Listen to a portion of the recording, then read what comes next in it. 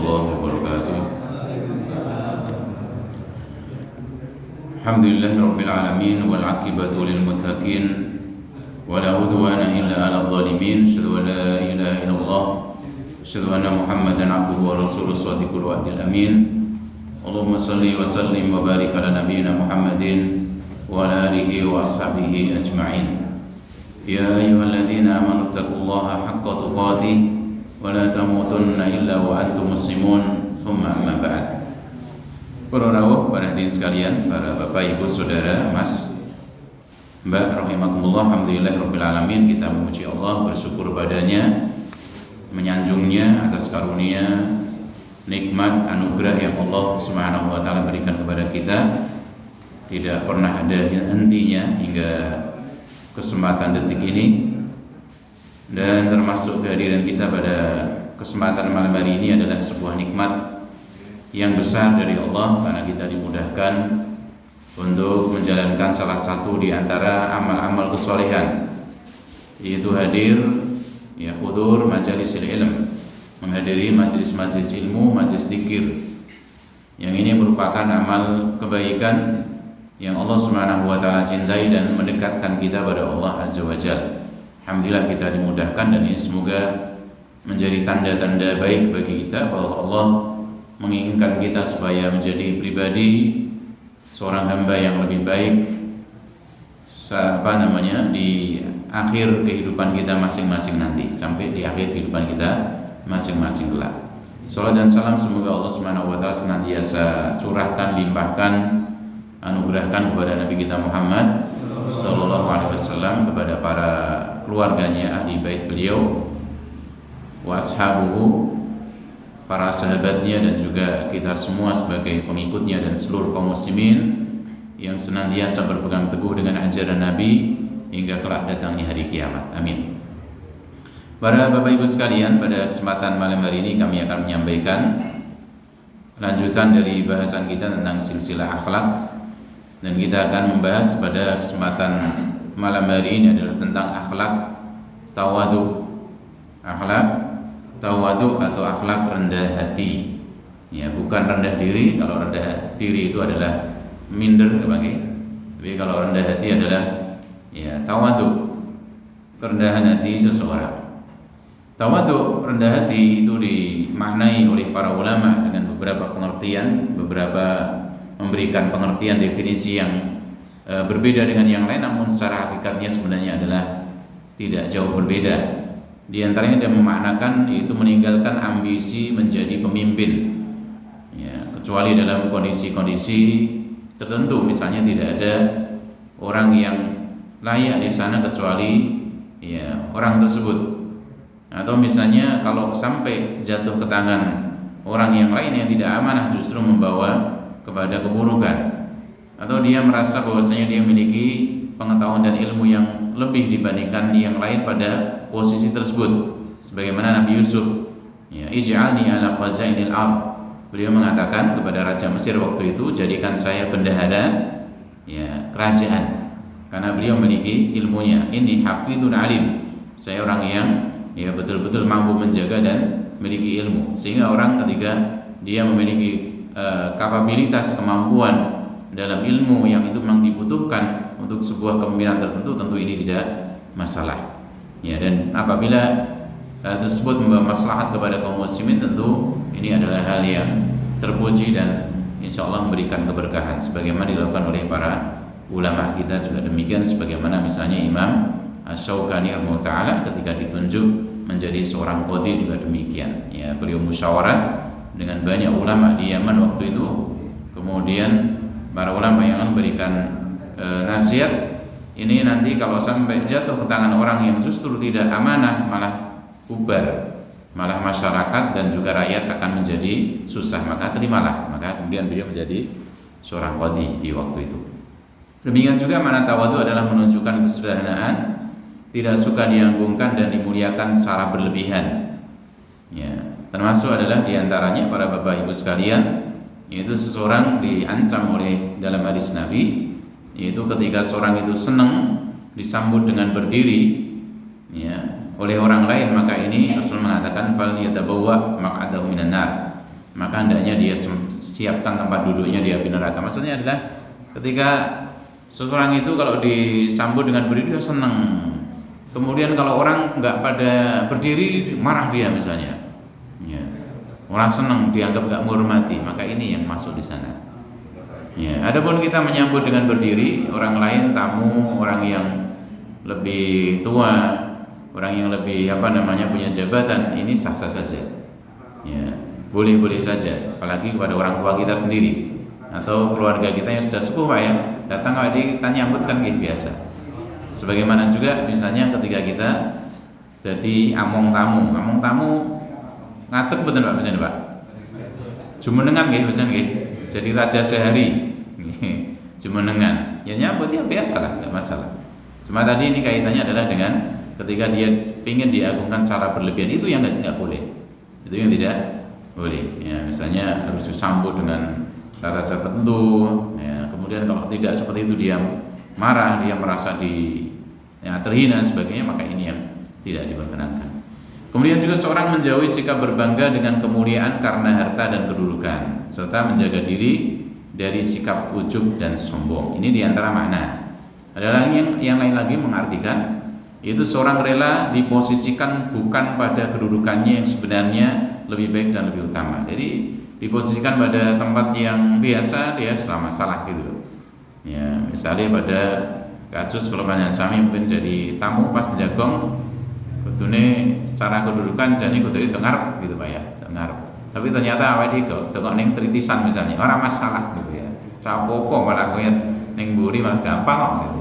Nah jadi kita nggak terlalu mikir gitu loh Pak, betul Pak ya? Iya, ya sesekali nggak masalah, cuma kita nggak terlalu mikir seperti itulah. Ya, diposisikan itu tuh ngarep dewe, ustad kok ngarep dewe tuh mburi ngece tenan, buat nopo-nopo, tuh kan nggon parkiran itu masalah. Nah itu ya, jadi kita nggak terlalu mikir seperti itu ya. Artinya yang lainnya adalah seorang tadi ya, dia rela diposisikan bukan pada kedudukannya yang sebenarnya harusnya lebih baik, namun dia diposisikan itu udah wis nerimo gitu loh, wis nerimo. Kemudian juga mana lain menampakkan sikap merendah dari posisinya sebenarnya pada orang yang hendak dia hormati. Ini biasanya tiang Jawi ngoten iki. Nggih, panjenengan teng mriki omahe magrong-magrong. Nggih, tapi kados pundi begitu ada orang yang datang ke tempat kita atau mungkin mampir di masjid ini, kemudian kita minta sama beliau mbok mampir teng gubuk kula, kan ngoten nggih. Betul Pak ya? Kita nggak akan bilang bagaimana mbok mampir teng istana saya, ora ono. Tapi bagaimana gubuk, padahal begitu kok gubukmu kok ngene, lah sing dudu gubuk kaya piye, nah itu ya. Nah ini dalam rangka menghormati orang lain.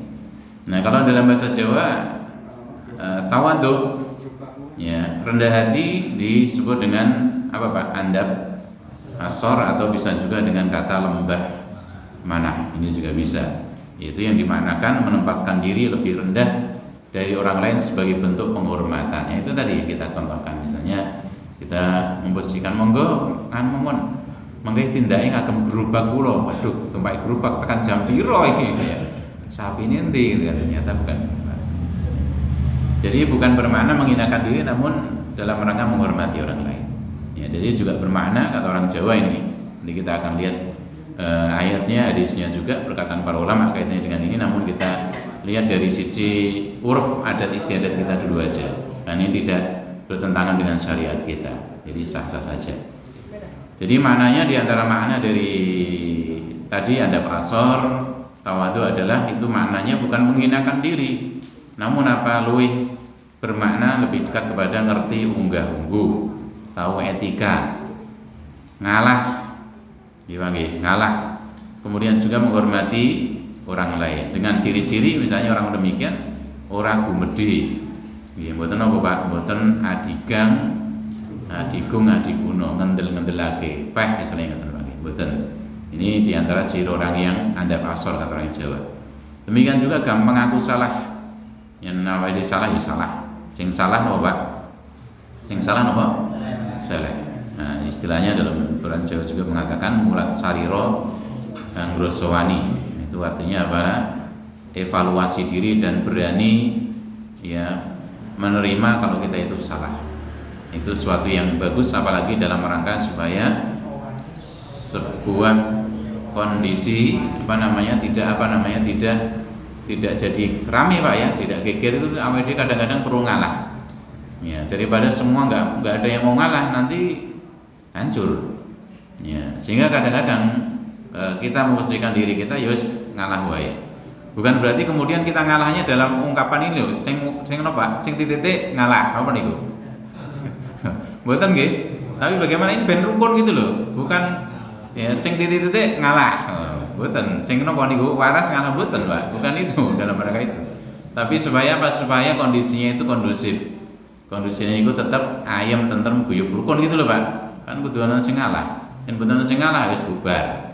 Ini demikian. Demikian juga di antara mananya adalah buku wong tuwa ngajeni wong liya. Demikian juga ini mana dari Anda pasor. Demikian juga tadi seneng ngalah gitu ya. Seneng ngalah ya. Apalagi sama saudara, kami sering menyampaikan sama saudara, sama kerabat kita, mungkin kita lebih memperbanyak mengalah supaya hubungan persaudaraan itu bisa langgeng. Ya, orang bilang wani ngalah luhur wekasane iki Pak. Ya. Dhuwur lah wekasane. Luhur kan dhuwur nggih. Dhuwur wekasane. Nah, ini. Kalau dalam bahasa Indonesia ada juga yaitu andap asor itu seperti pepatah padi, semakin semakin berisi semakin merunduk. Ya, semakin tua tambah ndangak berarti pari apa napa niku? Kari gabuk dibabat berarti. Ya, gabuk Pak. Atau yang lain besar karena maafkan, mulia karena merendah. Ini diantara mana-mana dari kita ambil ungkapan Melayu dan ungkapan Jawa. Nah, kalau dalam syariat sendiri banyak sekali ini kaitannya dengan ayat dan juga hadis yang menganjurkan kita untuk menjadi pribadi yang rendah hati. Ini tentu yang pertama untuk kami yang menyampaikan dan juga para jemaah sekalian. Ini akhlak yang mulia. Ya, Allah mengatakan ya bahwasanya akhirat itu nanti surga itu untuk orang-orang yang demikian. Allah katakan dalam surat Al-Qasas ayat 83. Tilka darul akhirah. Ya, negeri akhirat itu maksudnya surga ini. Ya, Allah katakan naj'aluha, kami jadikan lilladzina la yuriduna ulwan fil ardi. Kami jadikan bagi orang yang tidak menginginkan untuk menyombongkan diri di muka bumi wala fasada. Demikian juga tidak berbuat kerusakan. Ya, kerusakan apa Pak? Berbuat kerusakan, syirikan yang paling besar. Demikian juga maksiat dan juga kerusakan yang lain, termasuk kerusakan kaitannya dengan alam misalnya. Hancur itu Pak. Ya, kita hendaknya juga demikian berusaha. Kami sekedar menyampaikan menanam pohon, menanam tanaman itu adalah diantara salah satu pahalanya yang mengalir. Ya, kalau bisa dinikmati oleh banyak orang. Ya, ini di Saudi saja negara tandus seperti itu, mereka mencanangkan menanam hampir 40 miliar pohon. Yang mriki malah dibabat.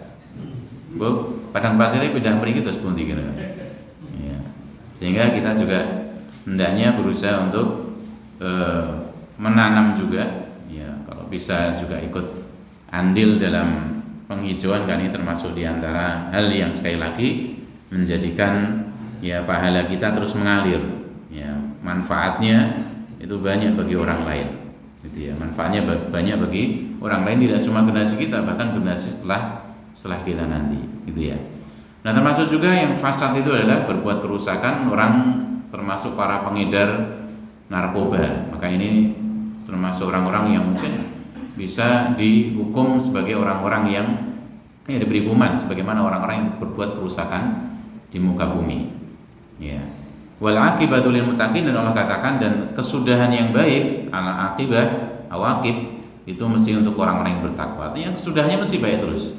Ya, kalaupun dia di dunia misalnya seolah-olah tidak mendapatkan yang baik karena mungkin meninggal dalam kondisi mendapatkan kezaliman misalnya, namun di akhir dia tetap akan mendapatkan kebaikan. Ya, dan ini yang akan selalu didapatkan oleh orang yang bertakwa, yaitu hasil akhir yang baik. Termasuk Ibnu Sirin yang pernah kami sampaikan ketika menyampaikan tentang masalah mimpi apa saja kita, ya, mimpi seperti apapun itu tidak akan pernah membahayakan kita. Selama apa? Selama dalam kondisi kita itu terjaga seperti ini, kita dalam kondisi takwa kepada Allah. Wis ngimpine apa wae insyaallah apik terus. Itu ya, apa namanya? Tafsirnya. Nah, Ibnu Katsir mengatakan Allah memberitakan bahwa negeri akhirat dan segala kenikmatannya yang kekal, yang tidak hilang dan sirna dijadikan Allah Subhanahu wa taala bagi orang-orang yang beriman. Satu jelas orang beriman, karena yang bisa masuk surga hanya orang beriman.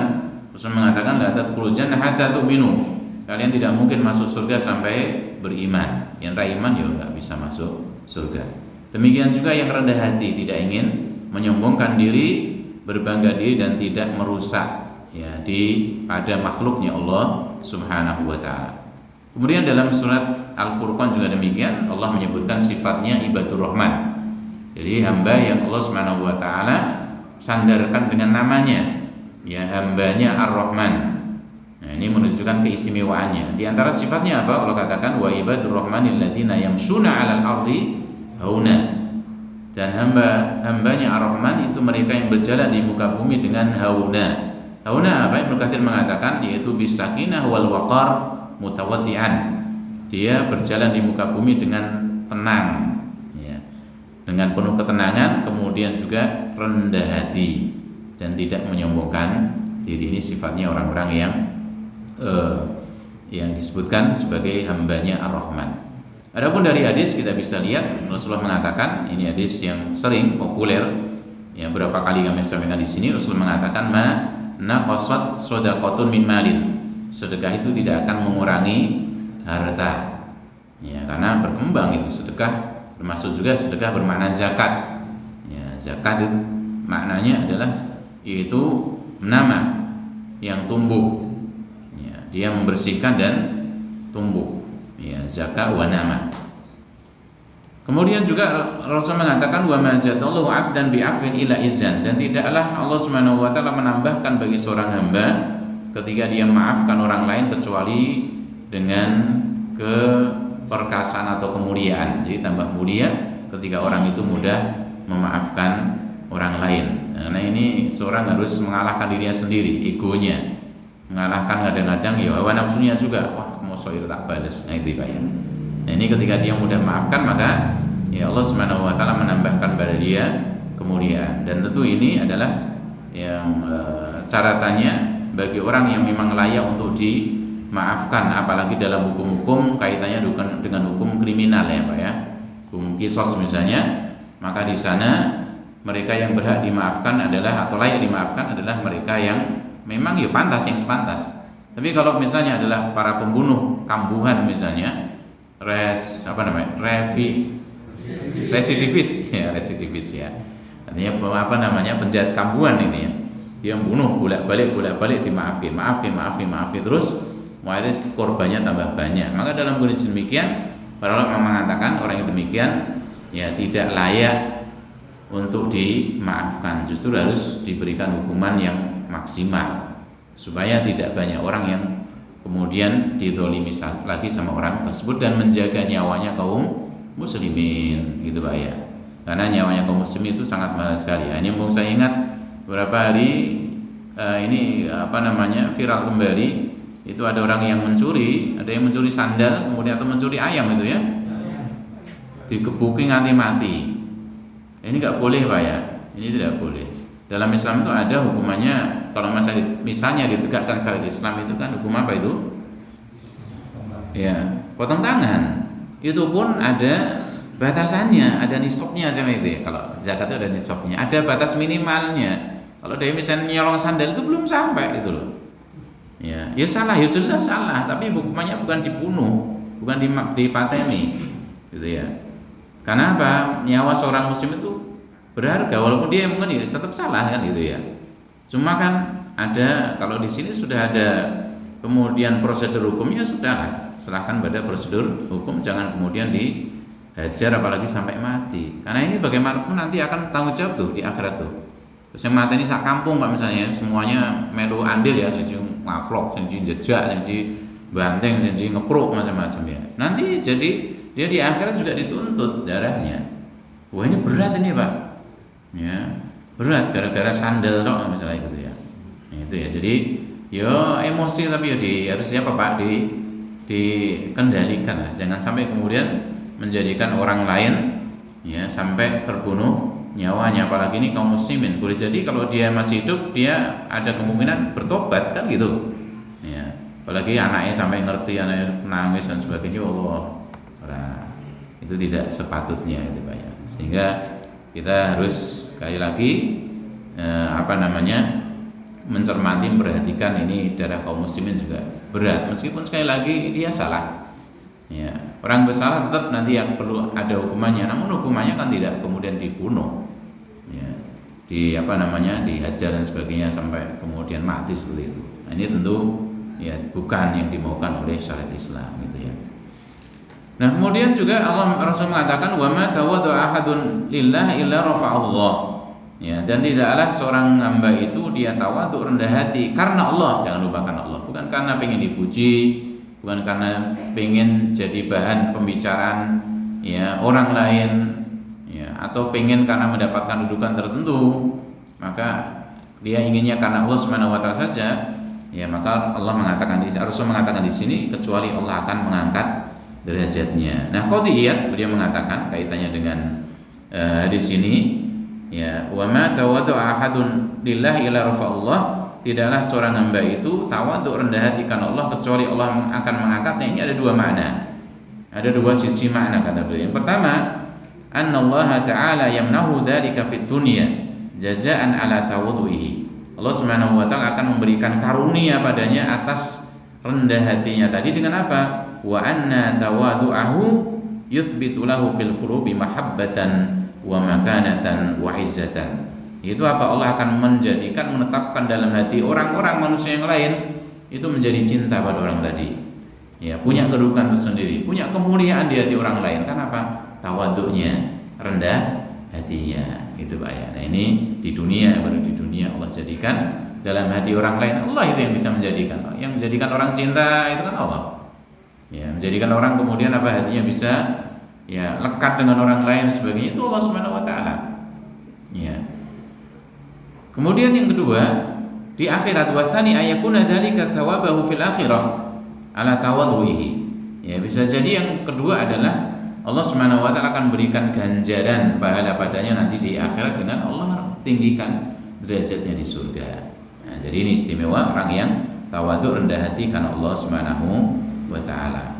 Kemudian juga Rasulullah mengatakan innallaha auha ilayya, sungguhnya Allah mewahyukan padaku untuk sampaikan kepada kaum muslimin. Apa itu? Antawadhu, supaya kalian itu bersikap rendah hati. Hatta la yafkhar ahadun ala ahad, sampai seorang itu tidak membanggakan diri di atas orang lain. Wala yabi ahadun ala ahadin, demikian juga supaya orang lain tidak menindas yang lain. Karena apa? Karena merasa lebih hebat, lebih jos, lebih punya kedudukan tinggi dan sebagainya. Nah, ini yang diwahyukan kepada Rasulullah SAW. Ada sebuah kejadian di zaman Nabi, itu namanya ada seorang sahabat Nabi namanya Sa'ad radhiyallahu anhu. Ya, dia merasa bagaimana annahu fadlan ala man dunahu, dia merasa lebih hebat dibanding yang lain. Dia merasa punya kedudukan tersendiri, punya jasa yang banyak pada orang lain. Maka kemudian Nabi mengingatkan beliau, ya, mengingatkan sahabat ini. Bagaimana Rasulullah mengingatkan? Ya, hal tunsuruna wa turzakuna illa bidu'afaikum. Bukankah kalian itu diberikan pertolongan dan diberikan rizki itu disebabkan oleh orang-orang lemah dari kalian? Ya, betul nggak Pak ini kira-kira ini? Kita kasih contoh. Ada sebuah pabrik besar. Ya, pabrik besar sing duwe biasanya konglomerat Pak ya, betul Pak? Konglomerat. Tapi yang bekerja tiap hari apakah konglomerat itu sendiri? Sing mungkin uangnya sampai triliunan, uang bendino misalnya pabrik garmen misalnya, pabrik itu Pak? Pabrik kain atau pabrik pakaian ya, tekstil ya. Kemudian ambedino dhewe sing ngulur benang dhewe, resik-resik, sapu-sapu dhewe, kemudian ngopo sini Pak? Yang lain lagi lah, jahit dhewe. Kira-kira kayak gitu enggak Pak? Kok ngabehi men? Gitu ya. Siapa kira-kira yang bekerja itu? Karyawan yang mungkin hasilnya cuma UMR di bawah itu atau sing suge-suge kira-kira? Karyawannya ya kan gitu kan? Ya coba jajal itu karyawannya mandek kabeh, wis mandek, tapi biasanya ra mandek lah, mandek dhewe ra yang guling kok kendile nggih. Tapi misalnya anggap saja itu. Karyawannya kemudian mandek kabeh wis namanya buat gawe, woksel apa gitu. Pabriknya jalan atau enggak kira-kira Pak? Ya enggak jalan lah. Ya tidak jalan. Maka ini ya rezekinya dari mereka. Allah Subhanahu wa taala berikan rezeki melalui tangan-tangan mereka. Ya. Dan lain sebagainya. Contohnya saya kira banyak sekali. Termasuk kita juga para bapak sekalian. Ya, saya sering memberikan contoh ini. Kita pun juga demikian. Mungkin kita dulu waktu masih sendiri kadang-kadang ya mangan yang pas mungkin kondisi nggak punya Pak ya. Mangan dewe kurang. Begitu punya keluarga, lo kok cukup? Gitu ya. Kok ya cukup mangannya ya walaupun sepiring berdua, wae sing tong perapat istri seperempat tok mesake menjane niku kan. Ya, tapi kok jadi cukup gitu ya. Boleh jadi Allah Subhanahu wa taala memberikan rezeki kepada kita itu sebenarnya rezekinya untuk anak dan istri kita, cuma melalui tangan kita. Istilahnya awake dhewe dadi napa Pak jenenge Pak? Napa jenenge niku? Dhuwur niku lho, talang nggih. Talang nggih grojokan niku lho. Ya, ada anak-anak kita yang kecil itu yang mungkin jadi sebab Allah Subhanahu wa taala berikan kepada rezeki kepada kita. Janjane kowe jane sithik tok, kowe dosamu akeh kok jane ya. Tapi ku lho mesake anak-anakmu. Nah, mungkin kayak gitu, Pak. Ya, maka di sini diingatkan tuh sama Rasulullah. Ya, boleh jadi kalian itu kalian diberikan pertolongan dan diberikan rezeki itu karena orang-orang lemah dari kalian. Orang-orang lemah dari kalian. Sehingga apa? Jangan kemudian sewenang-wenang dan sebagainya gitu ya. Nah, ini para sekalian rahmati Allah Subhanahu wa taala, sehingga di sini At-Tibi seorang ulama mengatakan dalam makna hadis ini fihi nahyun an muqalatatil aghniya. Ini larangan dari berkumpul cuma dengan orang-orang yang kaya saja. Ya, kemudian ra gelem kenal karo wong sing ora duwe misalnya, atau mungkin saudaranya sing ora duwe kemudian bagian ora dudu sedulurku. Ora duwe rasa ngaku dadi sedulurku misalnya. Enggak boleh seperti ini. Ya, bahkan kalau kita lihat juga contoh dari Nabi Muhammad SAW, beliau mendekat kepada orang-orang yang tidak berpunya. Demikian juga mungkin kepada anak yatim ya, dan itu adalah hal yang menjadikan hati seorang menjadi lunak, menjadi lembut karena dia mendekat dengan orang-orang yang tidak punya dengan berusaha untuk membantu mereka. Demikian. Wa tahdhirun minat takabburi 'alal fuqara, dan larangan dari apa? Takabbur atau ya sombong terhadap orang-orang yang fakir. Nah, ini diantara makna dari hadis ini disebutkan oleh At-Tibi.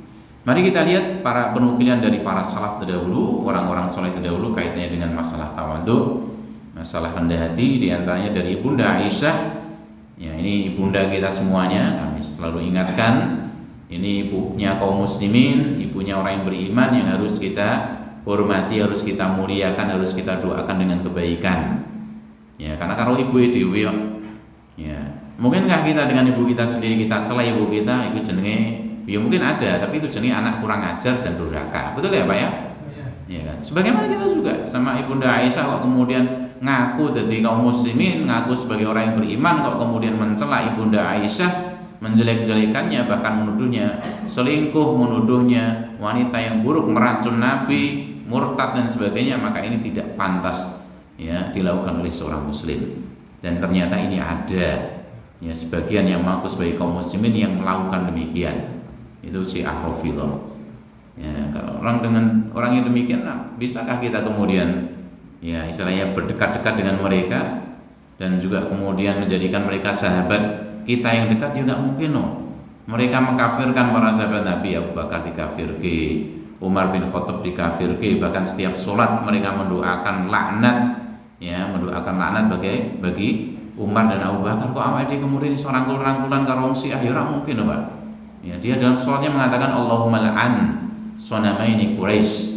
Ya Allah, laknatlah dua berhala Quraisy. Siapa itu? Itu Abu Bakar dan Umar. Padahal awake menddoakan rahmat ya untuk siapa? Abu Bakar dan Umar. Demikian juga kita agungkan, muliakan istri Nabi, karena istri Nabi pilihan ini yang kita yakini akan juga jadi istrinya Nabi nanti di surga. Kok kemudian ada orang yang mengatakan ibunda Aisyah itu adalah ya kafir, pezina, ya orang yang fasik dan sebagainya, ya bahkan katanya meracun Rasulullah. Maka kita nggak bisa dekat-dekat orang yang demikian, Pak. Ya, loh ini kan masalah furu apa? Bukan masalah furu ini, Pak. Masalah akidah ini. Masalah akidah, Pak, ini, Pak. Ya, masalah akidah. Bagaimana mungkin mereka mengkafirkan hampir semua para sahabat Nabi kecuali beberapa orang saja?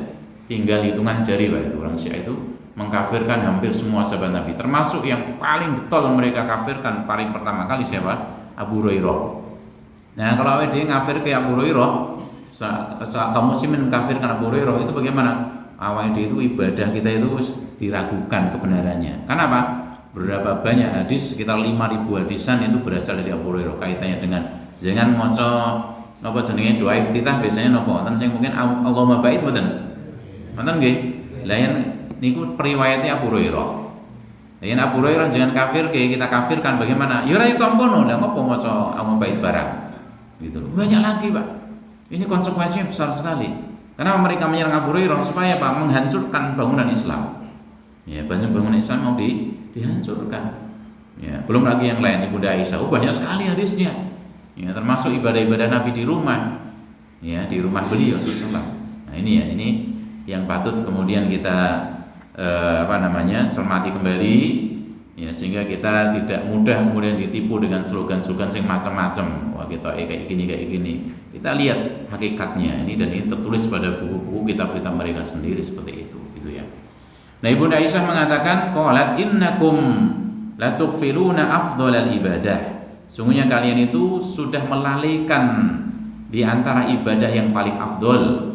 Ya, ibadah yang paling utama. Apa itu? Ibunda Aisyah mengatakan tawadhu, rendah hati. Rendah hati itu adanya di sini, dan ini merupakan ibadah kita pada Allah. Artinya ketika kita, para Bapak Ibu sekalian, mengharapkan dengan sholat kita bisa masuk surga, dengan puasa kita, baca Quran kita, Allah mudahkan kita masuk surga. Sebagaimana juga kita mengharapkan dengan sikap tawadhu, rendah hati, kita juga dimasukkan oleh Allah dalam surganya. Karena ini akhlak yang mulia, gitu ya. Kemudian yang lain ini cukup banyak ini, namun saya nukilkan beberapa saja, ya, 1 atau 2 saja. Di antaranya adalah ucapannya Dhunnun al-Misri. Dhunnun itu adalah nama lain dari Nabi siapa Pak? Yunus ya, itu Dhunnun. Nah, ini ada yang menamakan anaknya dengan Dhunnun, menjadi ulama besar juga. Dhunnun al-Misri, orang Mesir berarti. Dia mengatakan alamatus sa'adati thalath. Alamatnya kebahagiaan, tanda-tanda kebahagiaan itu ada tiga, kata beliau. Tanda-tanda kebahagiaan itu ada 3. Apa itu? Yang pertama, mata zida fi umrihi naqasam min hirsihi. Ya. Ketika seorang itu tambah umurnya, bilangannya sing tambah iki jatah tambah sithik gitu ya. Ya. Semakin seorang itu tambah umurnya, semakin berkurang tamaknya.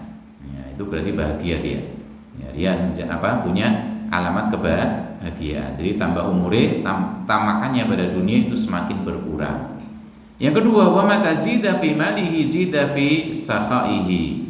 Yang kedua, semakin bertambah hartanya, tambah akeh bondone, tambah lumone. Ya, semakin tambah hartanya, semakin bertambah kedermawanannya. Oh, berarti orang bahagia nih. Ya, orang bahagia. Ya, sebagaimana mungkin pernah kami sampaikan, ada seorang yang mendirikan salah satu bank syariah terbesar di dunia, ya, yaitu siapa? Syekh Sulaiman Ar-Rajihi.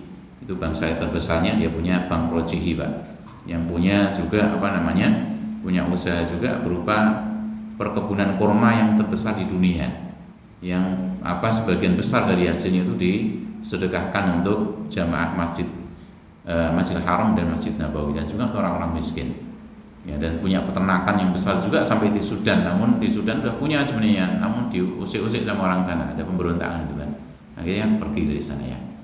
Ini luar biasa sedekahnya, sampai beliau ya mungkin dulu pernah kami sampaikan di tahun 2011 itu sudah memiliki kekayaan sebesar hampir 140 triliun waktu itu. Hampir semuanya beliau sedekahkan.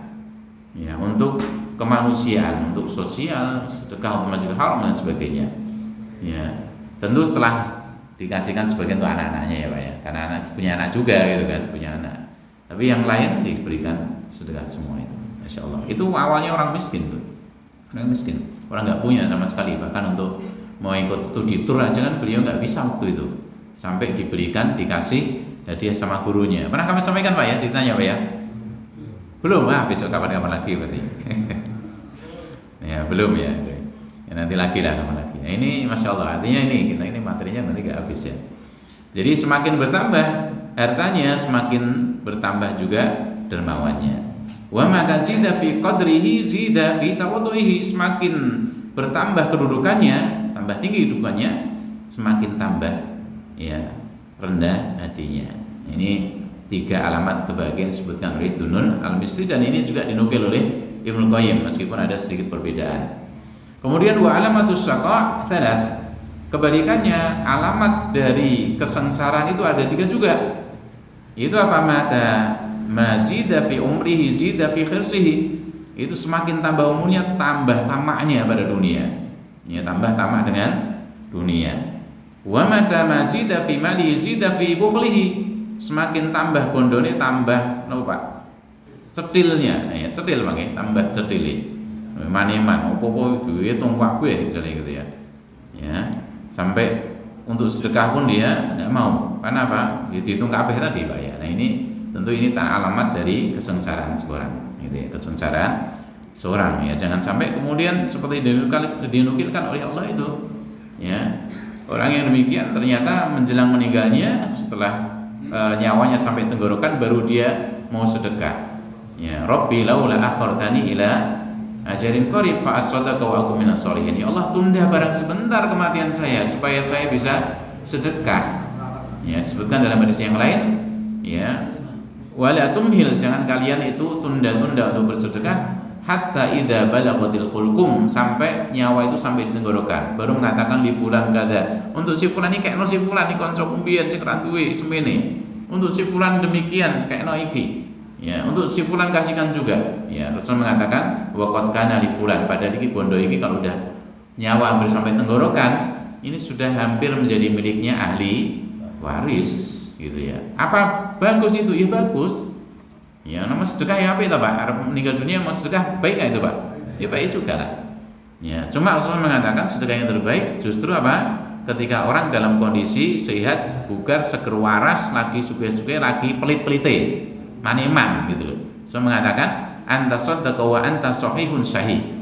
Kamu itu sedekah dalam kondisi masih sehat, sahih, lagi medit-medite. Ya, soalnya nopo sehat, iso ki ngopo-ngopo, dolan iso, nopo Pak kulineran iso, gitu kan. Apa-apa iso gitu loh. Maka maneman iki, maneman saya sedekah maneman gitu ya.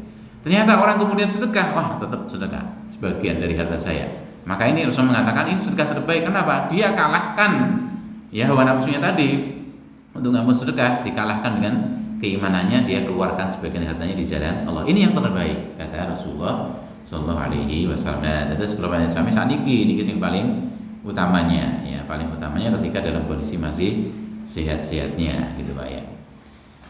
Kemudian berikutnya adalah wa mata mazida fi qadrihi zida fi tajabburihi wa qahrihi wa takabburihi.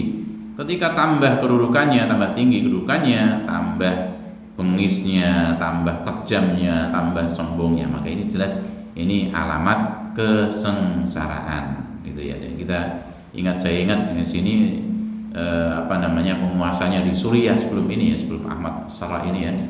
Wah itu masya Allah itu ya, kejam sekali itu, ya sangat kejam sekali. Siapa itu? Bashar Assad ya, yang punya penjara juga, penjaranya termasuk penjara terkejam itu. Ya potong dada sampai semua penyiksaan yang paling kejam-kejam itu dipraktekkan di sana. Setrum di macam-macam itu, alhamdulillah itu. Ya, karena apa? Punya kekuasaan. Ya.